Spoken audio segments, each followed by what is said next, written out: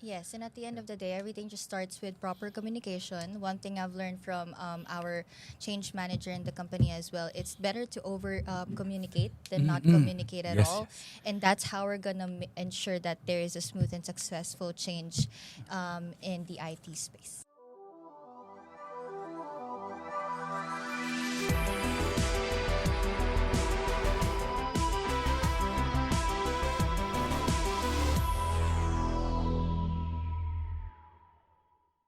Welcome to Kaka Computer. So for this episode, we're gonna talk about dealing with organizational change in IT. So, hey guys, ano ba yung mga common organizational changes na na-experience nyo sa mga current company nyo or previous companies nyo? Yeah, I guess I'll start. So my name is Athena.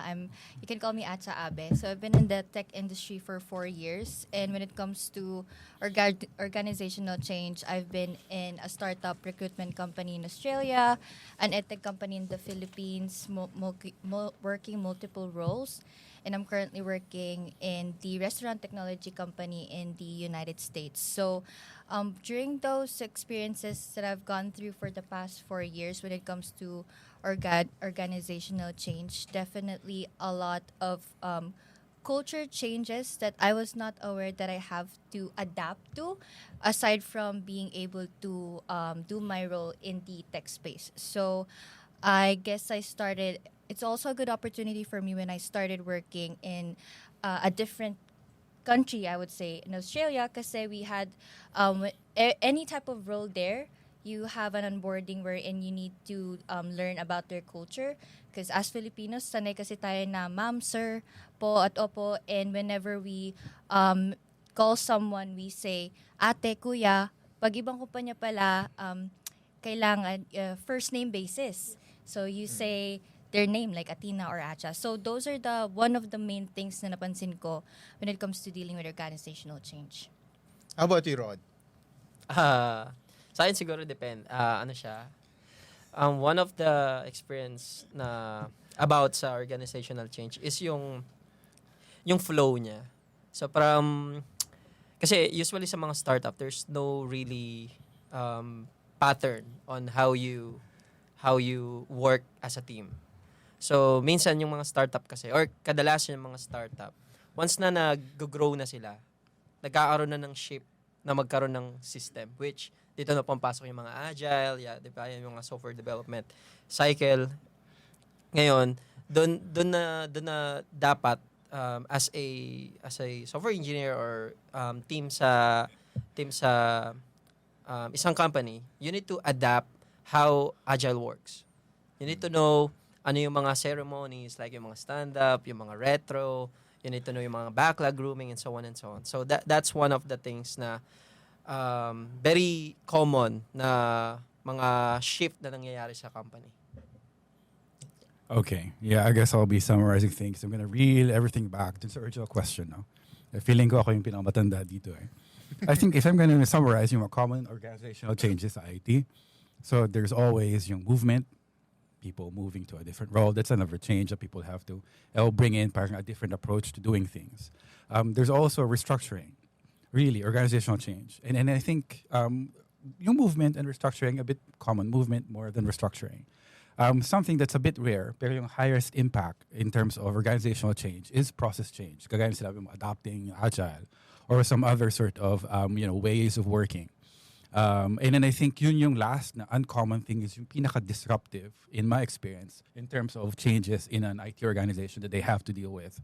Because, people come and go, people get in and out. Movement is always there. Restructuring once in a while, yeah. But, changing how people do what is normal, huge impact. And that's the greatest challenge, I think, in terms of dealing with changes within an IT organization. Yeah, I think I agree with with you. Merong mostly sa amin sa company namin, growing from a team of 6 to 200, process changes talaga. Sobrang dami. Almost every month meron kaming bagong process.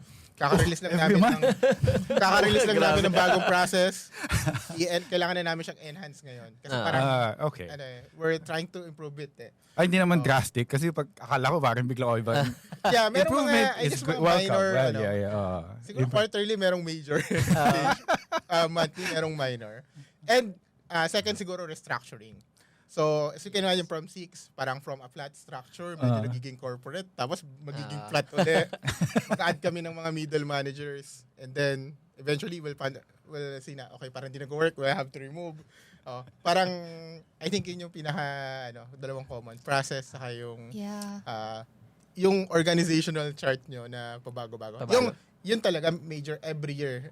Syempre, Binabago namin yung, sureball yan. yung organizational chart. I think I think I'll second to that. I think one of the top changes din talaga I would agree on is restructuring. Kasi the company that I'm working for is buying companies. So there's definitely a lot of movements and shifting when it comes to not only adding people in the team but also removing people. So it's also in a general broad of sense, not only for the tech people but for the employees in general. Sometimes they don't feel secure and it makes them more anxious na,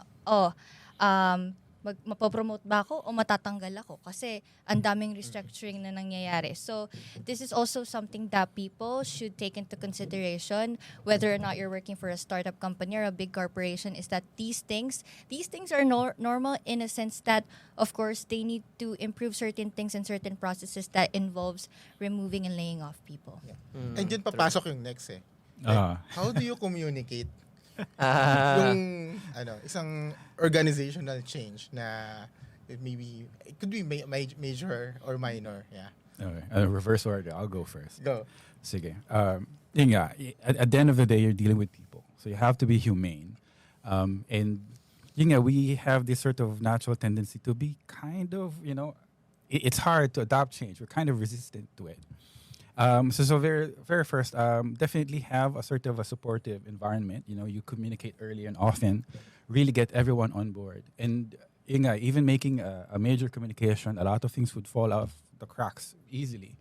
Na talagang hand-holding, making sure that everybody's on board, everybody's like 100% into the potential and the possible changes coming in the near future, and everybody's aligned and everybody's in it together. So if I'm gonna say one thing, really make the communication, consider the human behind that makes up the organization and cater to communicating the message for, make it as humane as possible.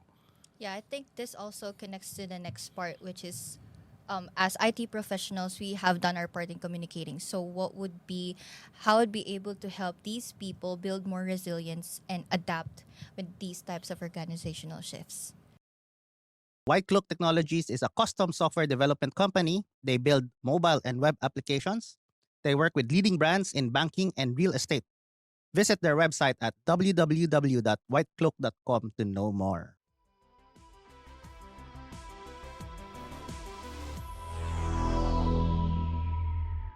Siguro, tignan muna natin, ano ba yung mga possible reasons bakit nagkakaroon mga organizational change. So, yung isa sa mga part na bakit nagkakaroon ng organizational change is possibly yung company nyo is mabili na ng sabi niya, iba, mga acquisitions. Acquisitions. So, doon kasi papasok, pagka nabili na yung company nyo, doon na papasok na magkaroon na ng restructure or may karoon na ng bagong team. Tapos, nagkakaroon na ng mga changes and so on. So, pagdating naman sa communications, usually this one is actually responsible to ng mga leads. Leads, CTO, or kung sino man mga higher position. Kasi they are the ones who know first kung ano yung mangyayari dun sa company. And sila yung may responsibility to cascade yung mangyayaring changes dun sa company. So, yeah, I would second that kasi I've seen that in person, the effect of the leads being able on how you're gonna manage, engage the restructuring. So the company that I'm working for is buying multiple companies, and what I like about how they move people is that since we have a different set of developers for point of sale system, loyalty programs, kasi we're trying to create a unified system. So what that means is I wouldn't say there's a negative connotation to restructuring, but there's also a good advantage wherein they give more growth. From point of sale developer, you go to a different program as a developer, so you upskill more in that sense whenever you build resilience and adaptability in that matter. Okay. And I guess on the flip side, we can always look at things with rosy tint glasses. No, things are bound to fail. Change is hard, and I think this is something that everybody needs to understand. Change is really, really hard, and people will tend to fail. Yes. And I feel like I'm the oldest person in the room here, but you kind of need to recognize that organizations are made of people, of humans, and we do have like sort of different levels of certain adaptability or resiliency, first and foremost, what we needed to understand is change is inevitable and it is hard and it's something that we really need to prepare for, and we need to be a bit more humane, which is also difficult because as a enterprise, you probably have pressures and deadlines and targets, diba? And those are the things that you kind of have to balance. And I feel like you can be structured and reasonable about it. There are things that you can learn. Maybe we'll touch upon that in a later episode about taking an MBA and learning how to manage things. But there are frameworks. There are processes. Change management is established, and I think that's kind of the driver behind why the discipline came up to be. Is because we recognize that this is very typical, and it's really part of all sorts of organizations, whether you're a company or NGO or a school. It's something you have to deal with. In summary,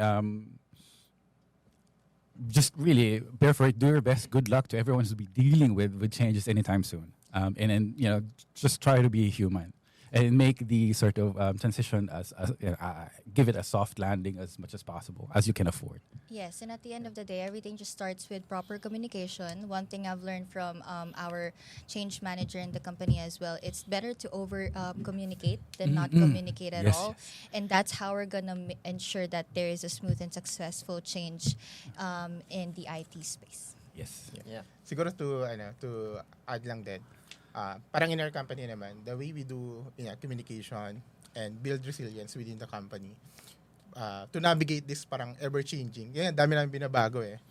I think, parang at first, it's really hard. Kasi, even though parang sobrang tinatry namin na gawing solid talaga yung communications, yung plan, there were still parang people na they would really get confused. Kasi parang, as leaders then parang, it's really hard to get your mind na parang makaka-capture mo lahat eh. So parang meron pa ring mga employees na nag-lag behind in terms of understanding yung change. So I think the way we mitigate that is really to ask for feedback. Feedback loops. Yun, Yeah. Parang we ask them, we know this is not a perfect process yet. Do you have any feedback?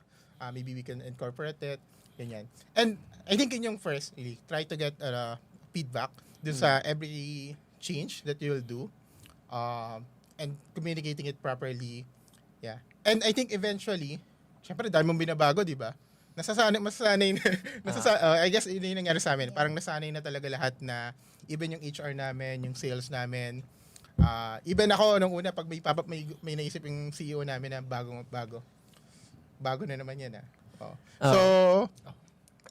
So I think yun lang, parang I think as organization, parang as you consistently doing itong mga change na to, and yun, you do it the agile way, like nagre-retrospective kayo on how would you improve yung next change. I think eventually you'll build this culture na it's now easy to change something. And hindi siya, of course, hindi yan parang 100% ng lahat ng employees mo, you'll get their buy-in every change. Meron pa rin yung magiging mga against it.